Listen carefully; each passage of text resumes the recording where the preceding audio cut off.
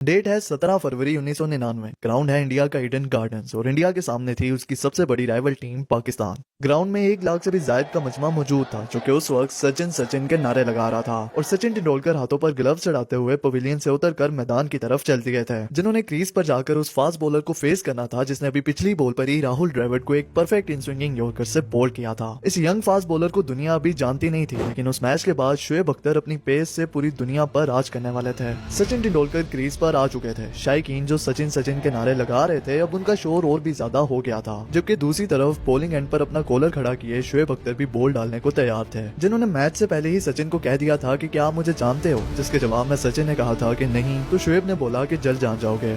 30 metre से भी लंबा रनअप लेकर जैसे ही शोएब अख्तर ने बॉल डाली तो वो बॉल भी एक इन स्विंगिंग यॉर्कर थी और सचिन तेंदुलकर आउट। और जहां अभी कुछ लम्हे पहले पूरे ग्राउंड पर सचिन के नारे लग रहे थे, वहां अब सिर्फ शोएब अख्तर की सेलिब्रेशन की आवाज गूंज रही थी। ये वो 2 डिलीवरीज बनी जिसने शोएब अख्तर को शोएब अख्तर की पहचान दी और जिसके बाद क्रिकेट को एक ऐसा फास्ट बॉलर मिला कि जिसकी पेस, जिसकी गैंगस्टर लुक्स और जिसके जैसा एग्रेशन किसी का भी नहीं था। जब वो बॉलिंग करवाता था तो बल्लेबाज नॉन स्ट्राइकिंग एंड पर ही खड़े होना पसंद करते थे, जिसने अपने प्राइम में बड़े बड़े बल्लेबाजों को डरा कर रखा हुआ था। आज जब भी पेस की बात होती है तो वहाँ शोएब अख्तर का नाम सबसे पहले लिया जाता है।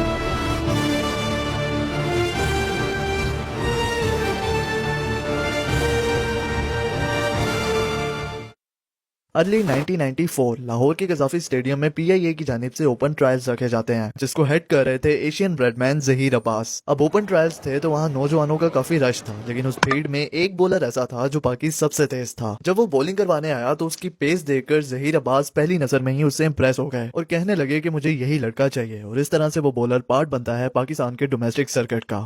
लेकिन ये ट्रेड शोएब अख्तर की नेचुरल नहीं थी। बचपन में तो वो एक नॉर्मल बच्चे भी नहीं थे, उन्हें नीज की प्रॉब्लम थी, वो फ्लैट फुटेड थे और उन्हें काली खांसी भी थी। वो तो इतने वीक थे बचपन में कि सबको लगता था कि वो ज्यादा देर सर्वाइव ही नहीं कर पाएंगे, लेकिन कौन जानता था कि ये बीमार बच्चा आगे जाकर दुनिया का सबसे तेज बॉलर बनने वाला था। शोएब अख्तर डोमेस्टिक सर्किट का पार्ट तो बन गए, लेकिन वहाँ उनके लिए चीजें बिल्कुल भी आसान नहीं थी। तकरीबन 2 साल वो पीआईए की टीम के साथ जुड़े रहे, जहाँ टीम का सबसे तेज बॉलर होने के बावजूद भी उन्हें एक बार भी प्लेइंग 11 का पार्ट नहीं बनाया गया। 2 साल गुजरने के बाद भी जब हालात चेंज ना हुए तो शोएब अख्तर अपना पीआईए के साथ किया हुआ कॉन्ट्रैक्ट कैंसिल करके कराची से वापस रावलपिंडी आ गए। लेकिन शोएब के लिए चीजें चेंज हुई साल 1996 में, जब वो agricultural development bank of Pakistan की टीम का पार्ट बने। वहाँ पहला सीजन ही खेलकर शोएब 75 विकेट्स ले लेते हैं। उस 1 साल के अंदर ही अपनी स्पीड और परफॉर्मेंसेस के दम पर उन्होंने अपनी image as a rising star बना ली थी। तो ऐसे में कोई हैरानी की बात नहीं थी कि वो सिलेक्टर्स की नजरों में आ जाते हैं, और ऐसा ही हुआ। वो माजिद खान की नजरों में आ गए, जो कि उस टाइम के पीसीबी के सीईओ थे। उन्हीं के कहने पर शोएब अख्तर को पाकिस्तान ए के दौरा इंग्लैंड के स्क्वाड का पार्ट बना लिया गया। शोएब ने दौरा इंग्लैंड में अच्छी परफॉर्मेंस दिखाई, जिसकी बिना पर उन्हें खबर मिली कि पाकिस्तान की अगली सीरीज जो कि इंडिया के खिलाफ टोरंटो में खेली जानी थी, उसमें उन्हें नेशनल टीम का पार्ट बना लिया गया है। लेकिन उस टूर के स्टार्ट होने से पहले टीम के मैनेजर शोएब अख्तर की बोर्ड को कंप्लेन कर देते हैं कि दौरा इंग्लैंड के दौरान वो बिना बताए टीम को छोड़कर नाइट आउट के लिए चले गए थे, जिसकी वजह से पीसीबी उन्हें इंडिया के अगेंस्ट सीरीज में ड्रॉप कर देता है। और इस तरह शोएब अख्तर का डेब्यू जो 1996 में होना था वो अब होता है 1997 में against West Indies. West Indies 3 test matches के लिए पाकिस्तान के टूर पर थी, जहां सीरीज के दूसरे मैच में शोएब अख्तर को डेब्यू का मौका मिला।